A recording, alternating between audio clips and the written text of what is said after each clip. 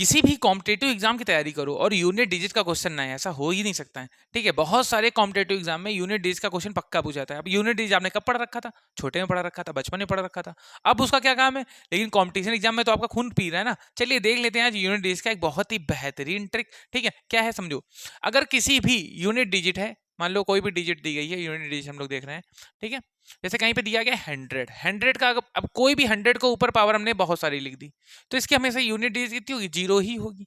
समझ रहे हो कि नहीं समझ रहे हो? और देखो जैसे मान लो कहीं लिखा है 36 की पावर 36, 36, 36, ये सब पावर में जुड़ा है, तो इसकी यूनिट डिजिट क्या आएगी? तो देखो 6 अगर लास्ट में है तो 6 ही आता है, 0 अगर लास्ट में है तो 0 ही आता है। ऐसी तरह से अगर 5 कहीं पे लास्ट में, 5 की पावर 5, 25 की पावर 25 ऐसे लिखा है, अब इसका यूनिट डिजिट निकालना है तो कितना ही आएगा? तो भी यहाँ पे 5 ही आएगा। समझ रहे हो कि नहीं समझ रहे हो? ठीक है, तो 0, 6, 5 और 11, जैसे कहीं पे लिखा है 11 की पावर 121, तो इसकी भी